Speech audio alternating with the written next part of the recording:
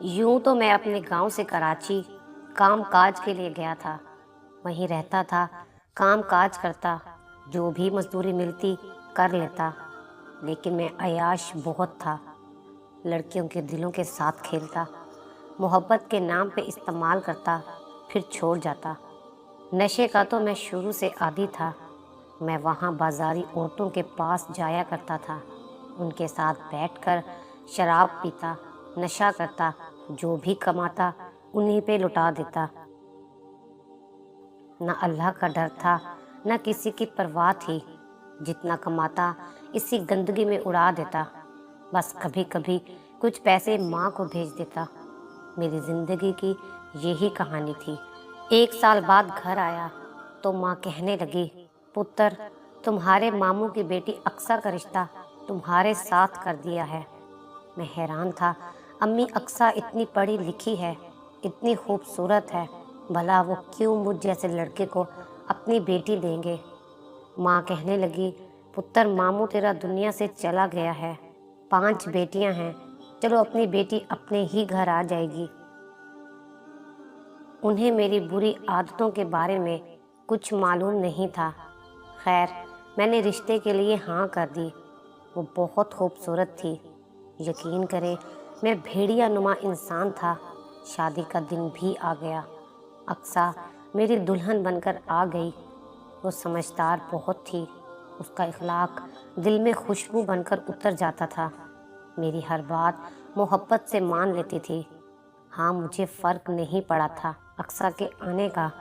2 महीने बाद कराची चला गया। वहाँ जाकर मैं फिर गुनाहों में डूब गया। तरह तरह की लड़कियों के साथ ताल्लुकात बना लिए। अक्सा को ना तो कभी फ़ोन करता और ना ही खर्चा भेजता, क्योंकि मुझे आदत पड़ गई थी रात को बाजारी औरतों के साथ बैठकर शराब पीना और नशा करने की। शादी के बाद अक्सा को मेरे बारे में सब मालूम हो गया था। मैं अक्सा के साथ भी बाजारी औरतों की तरह रात गुजारना चाहता था। मैंने कई बार अक्सा को भी शराब पीने का कहा, मगर वो इनकार कर देती। मुझे भी समझाती ये सब गलत है, मगर मैं कब सुधरने वाला था। बस इसी वजह से मुझे अब अक्सा में कोई दिलचस्पी नहीं थी। वो खुद कॉल करती, मैं बस सलाम करने के बाद कह देता, काम पे हूँ, बाद में बात करूँगा। अक्सा मेरा इंतज़ार करती, लेकिन मैं लापरवाह इंसान अपनी रंगीन दुनिया में मस्त रहा। एक वक्त ऐसा आया, मुझे अक्सा एक बोझ लगने लगी। 4 साल शादी को हो गए थे। हमारी 3 बेटियां थीं। अक्सा की अम्मी भी फोत हो गई थी। मैं अपनी दुनिया में मगन रहा। बेटियां और अक्सा मेरी राह देखती, लेकिन मैं अय्याश इंसान न समझ सका था। जब घर में गरीबी ने आ घेरा, भूख के डेड़े पड़ने लगे, तो अक्सा मुझे दिन रात फ़ोन करती। मैं इग्नोर कर देता। मेरी बीवी थी, लेकिन मैं बेहिस मर्द गुनाहों में डूब गया था। मैं 7 माह बाद घर गया। सोच कर गया था बस अक्सा को तलाक देकर जान छुड़वा लूँगा। घर गया, बेटियां मेरे पास आईं कि पापा कुछ लेकर आए होंगे हमारे लिए, लेकिन मैं खाली हाथ गया था। माँ भी सामने थी। अक्सा रात को मेरे पास आई, कहने लगी, आकिब, आप क्यों नहीं समझते?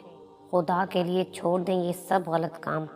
मुझे चाहे कुछ ना दे, मैं जैसे भी गुजारा कर लूँगी, लेकिन इन बेटियों पर रहम खाओ।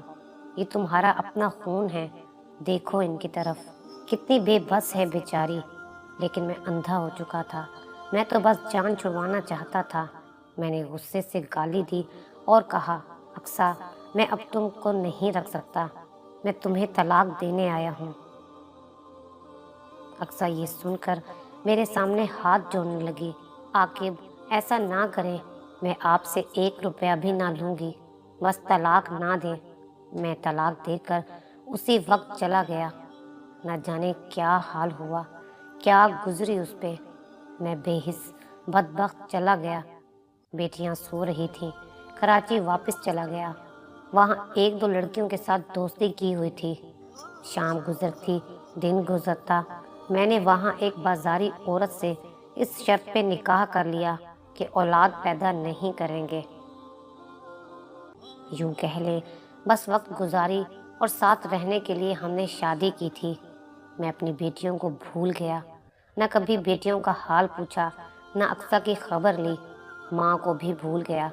ہر رشتے سے میں گناہوں میں ڈوبا ہوا تھا۔ اقصیٰ پڑھی لکھی تھی، دامن میں 3 بیٹیاں، سامنے اندھیرا تھا۔ عاقب کی ماں بھی ساتھ تھی۔ سب کچھ اچانک ہی تو ہوا تھا۔ بیٹیاں پوچھ رہی تھیں، امی آپ کیوں رو رہی ہیں؟ اقصیٰ نے بیٹیوں کو سینے سے لگایا۔ کچھ نہیں میری بچی۔ چھوٹی بیٹی نے پوچھا، پاپا کہاں گئے ہیں؟ اقصیٰ کیا بتاتی، بس رو کر چپ ہو جاتی۔ نہ میکے میں کوئی ساتھ دینے والا تھا اور نہ ہی سسرال میں۔ 3 بیٹیاں، یہ سفر کہاں آسان تھا۔ دن گزرنے لگے۔ زندہ رہنے کے لیے کھانا پینا اور ضرورت کی چیزیں چاہیے تھیں۔ عاقب کی ماں نے کہا، اقصیٰ بیٹی، یہ گھر میرے نام ہے، میں تمہارے نام کرنا چاہتی ہوں۔ میرا بیٹا میرے لیے اب مر چکا ہے۔ کچھ ہمدرد لوگوں نے کچھ دن تو زکوٰۃ اور خیرات دی، لیکن بھلا سہارا کوئی زندگی بھر یوں تو نہیں بنتا سوائے اللہ تعالیٰ کے۔ ہر کوئی بس مطلب کی خاطر ہمارا ساتھ دیتا۔ یہاں مطلب ختم ہوا، وہیں سارے رشتے ختم ہوئے۔ بیٹیاں اسکول جاتی تھیں۔ اقصیٰ پڑھی لکھی تھی۔ ایک پرائیویٹ اسکول میں ٹیچنگ کے لیے اپلائی کیا۔ 10,000 کی نوکری مل گئی، لیکن 10,000 کافی تو نہ تھا گھر چلانے کے لیے۔ پھر سفر درندگی کا شروع ہوا۔ مرد ذات ہوس کی نگاہ سے دیکھنے لگے۔ کوئی دوستی کرنا چاہتا تھا تو کوئی پیسے دے کر کچھ لمحہ گزارنا چاہتا تھا۔ اقصیٰ کو دوسری شادی کا بھی کہا گیا، مگر یہاں کون پالتا ہے کسی کی بیٹیاں؟ سب کو ایک بیوی تو چاہیے تھی، مگر بچوں کی کوئی حامی بھرنے کو تیار نہ تھا۔ اقصیٰ کو اللہ پہ یقین تھا، اللہ پاک اس کو اکیلا نہیں چھوڑیں گے۔ اقصیٰ صبر کرتی اور سب معاملات اللہ پہ چھوڑ دیتی۔ یہ اللہ تعالیٰ کی طرف سے ایک آزمائش ہی تو ہے، جس سے اقصیٰ بھی گزر رہی تھی۔ وہ بھوکی رہی، افلاس میں بھی دن گزارے، لیکن سر سے دوپٹہ نہ اتارا، نہ بازار کی رونق بنی، نہ کسی لڑکے کے ساتھ دوستی کر کے وقت گزارا۔ ہر دکھ سکھ اللہ کے ساتھ شیئر کیا۔ پھر گورنمنٹ اسکول میں ٹیچر کی جاب مل گئی۔ اللہ نے کرم کیا، حالات بدلنے لگے۔ ایک وقت ایسا بھی آیا تھا، ساس کی موت ہو گئی، کافی پیسہ خرچ ہوا۔ ساس کے جانے کے بعد گھر میں بھوک نے ڈیرا ڈال لیا۔ بیٹیاں وقت کے ساتھ بڑی ہوتی گئیں۔ اقصیٰ کپڑے سلائی، بچوں کو ٹیوشن اور اسکول میں ٹیچنگ سب کچھ کرنے لگی۔ اللہ نے اپنی رحمت کا سایہ سر پہ قائم رکھا۔ بڑی بیٹی ہانیہ پڑھائی میں کافی اچھی تھی، وہ میڈیکل میں چلی گئی۔ چھوٹی دونوں اکاؤنٹنٹ کرنے لگیں۔ معاشرے کی آنکھ میں آنکھ ملا کر ایک باحیا مسلمان عورت بن کر حالات کا مقابلہ کرتی رہی۔ اقصیٰ نے کسی کے سامنے ہاتھ پھیلایا، نہ بھیک مانگی۔ جب عاقب جیسے جاہل ہم سفر ہاتھ چھوڑ جائیں تو رونا نہیں چاہیے، بلکہ اللہ تعالیٰ کا شکر ادا کرنا چاہیے کہ ایسے بدبخت مرد سے اللہ نے بچا لیا۔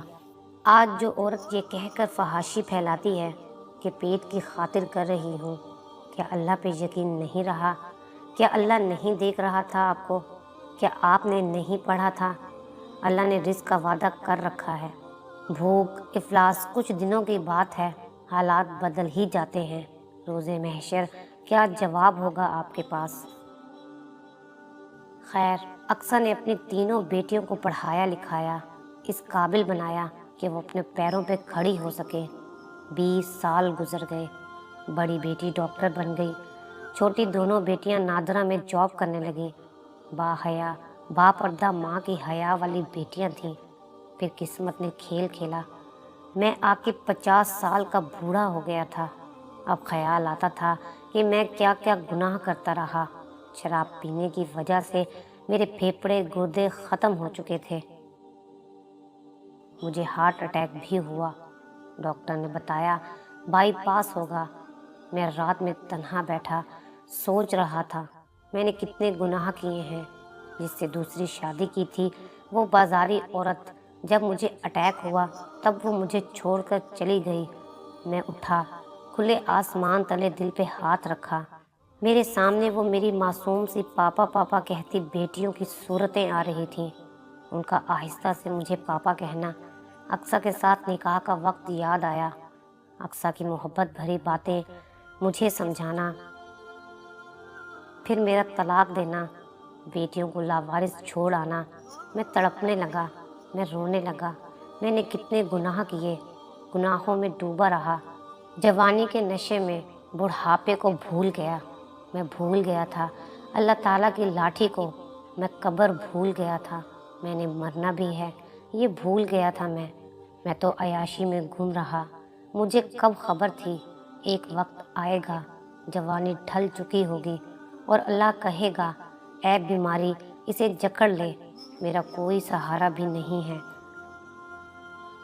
دل میں خیال آیا چلتا ہوں واپس، بیٹیوں کے پاس رہوں گا جا کر، مزدوری تو اب کر نہیں سکتا۔ کچھ پیسے بھیک مانگ کر اکٹھے کیے، ٹرین پکڑی، اپنے گاؤں آیا۔ 20 سال گزر چکے تھے، گاؤں بدل چکا تھا، میرے ہم عمر سب بوڑھے ہو چکے تھے، کچھ دنیا سے کوچ کر گئے تھے۔ میں اپنے گھر کے سامنے گیا، وہاں بڑی کوٹھی بن چکی تھی، گھر دلہن کی طرح سجا ہوا تھا۔ معلوم ہوا آج میری بڑی بیٹی کی شادی ہے، بارات آنے والی تھی۔ میں بھکاریوں کے ساتھ وہیں بیٹھ گیا۔ میں نے دیکھا اقصیٰ گلابی سا سوٹ پہنے کھڑی تھی، ساتھ میری تینوں بیٹیاں۔ مجھے بھلا کون پہچانتا، بوڑھا ہو چکا تھا، داڑھی بڑی ہوئی تھی۔ دل چاہا جا کر بیٹیوں کو سینے سے لگا لوں، لیکن سامنے کیسے جاؤں؟ میں نے باپ ہونے کا آخر کون سا فرض نبھایا؟ بارات آ گئی، نکاح ہوا، میں نے باہر بیٹھے فقیروں میں بیٹھ کر کھانا کھایا، آنکھوں میں آنسو تھے۔ بیٹی رخصت ہو رہی تھی، دل تڑپ رہا تھا۔ میں اس بھیڑ میں بہت قریب چلا گیا، ہانیہ میری بیٹی میرے سامنے تھی۔ میرا دل چاہا سینے سے لگا لوں، میں چیخ چیخ کر رونا چاہتا تھا۔ اس بھیڑ میں اقصیٰ کی نظر مجھ پہ پڑ گئی، بوڑھی ہو چکی تھی۔ اقصیٰ پہلی نظر میں مجھے پہچان گئی تھی، میری آنکھوں میں آنسو تھے۔ اقصیٰ مجھے آواز دینے لگی، میں نے ہاتھ جوڑ کر معافی مانگنے کا اشارہ کیا اور بوجھل قدموں سے واپسی کی جانب لوٹنے لگا۔ میں نے اپنی زندگی کو خود جہنم بنایا تھا۔ میں مرد ہوں تو بہت طاقتور، لیکن واحد لا شریک کو بھول گیا تھا۔ میں بہت روتا ہوں، موت کا انتظار کر رہا ہوں۔ میں آج کراچی شہر میں سڑکوں پہ بھیک مانگتا ہوں۔ بیمار ہو جاؤں تو میں ہسپتال میں لاوارثوں کی طرح پڑا رہتا ہوں۔ میں اقصیٰ کو چھوڑ کر برباد ہو گیا، نہ اچھا انسان بن سکا، نہ اچھا بیٹا بن سکا، نہ اچھا شوہر اور نہ ہی اچھا باپ۔ دل چاہتا ہے بیٹیوں کے پاس جاؤں، وہ مجھے بابا کہہ کر پکارے، میں ان کو سینے سے لگا لوں، لیکن میں بہت بے بس ہوں۔ میں اللہ تعالیٰ سے ہر روز معافی مانگتا ہوں، نہ جانے بخشا بھی جاؤں گا یا نہیں۔